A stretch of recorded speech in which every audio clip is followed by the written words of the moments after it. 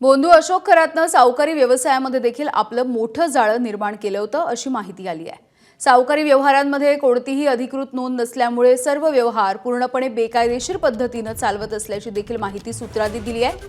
पैसे परत करण्यासाठी विलंब करणाऱ्यांवरती तो वेगवेगळ्या मार्गांनी दबाव आणत होता।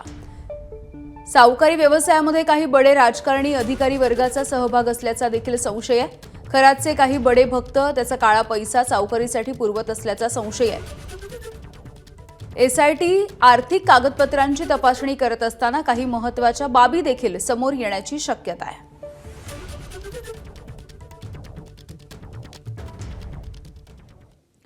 बोंधू अशोक खरातच्या संदर्भात आणखी धक्कादायक माहिती समोर येते आहे। बोंधू अशोक खरात हवालाचा रॅकेट देखील चालवत होता अशी माहिती सूत्रांनी दिली आहे। परदेशामध्ये पैसा पाठवण्यासाठी तो हवाला रॅकेट वापरत असल्याची माहिती समोर येते आहे। एसआयटीच्या हाती या संदर्भामधले ठोस पुरावे देखील लागलेले आहेत। दुबईपर्यंत त्याची पैशांची देवाणघेवाण सुरू होती।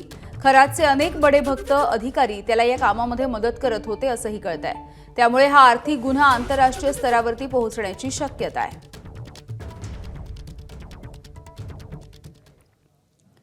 नाशिकमधील बोंधू अशोक खरातच्या विरोधात शुक्रवारी रात्री उशिरा 2 गुन्हे दाखल झाले।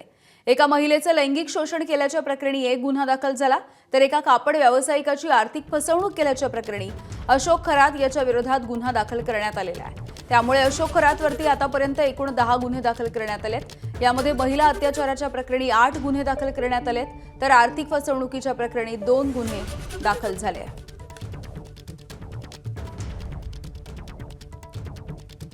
अशोक खरातवरती आणखी एक महिला अत्याचाराच्या संदर्भातला गुन्हा दाखल झालाय। पतीच्या सोबत वारंवार खटके उडत असल्यामुळे त्यावरती तोडगा काढावा यासाठी ही तक्रारदार महिला खरातकडे गेली होती। खरातनं तिला अनेक भूलथापा दिल्या। 6 ते 7 वेळा तिला त्याच्या कार्यालयामध्ये बोलवत तिचा विश्वास संपादित केला।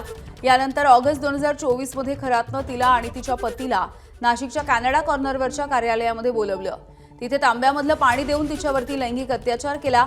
पुढे ऑगस्ट ते डिसेंबर 2024 या काळामध्ये त्याने तब्बल 4 वेळा तिच्यावरती लैंगिक अत्याचार केलाय। महिलेला महादेवाचा अवतार असल्याची बतावणी त्याने केली होती। लैंगिक अत्याचाराच्या नंतर त्याने तिला धमकी देखील दिली।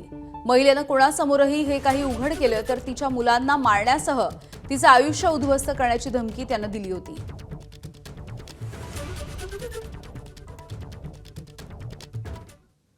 तर या महिलेच्या संदर्भात नेमकं काय घडलंय, तिने तक्रारीमध्ये नेमका कोणत्या गोष्टींचा उल्लेख केलाय बघूया। 2022 मध्ये पतीसोबतच्या वादामुळे विवाहित महिला सल्ला घेण्यासाठी खरातकडे गेली।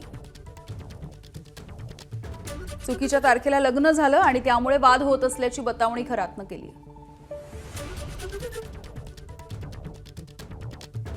फिर्यादी महिला पतीसह 6 ते 7 वेळा बोंधू खरातकडे गेल्याचं समोर आलंय।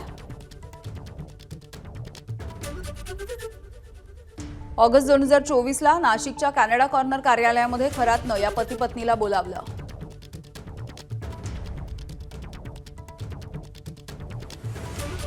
पतीला केबिनच्या बाहेर बसवत महिलेला तांब्यामधलं पाणी देऊन तिच्यावरती लैंगिक अत्याचार करण्यात आला।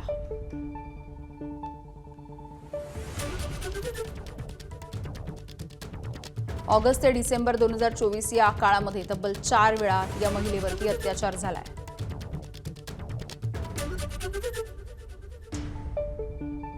महिला कोणाला जर याविषयी बोलली तर मुलांना मारून टाकेन आणि आयुष्य उद्ध्वस्त करेन अशी धमकी देखील खरातनं दिली होती।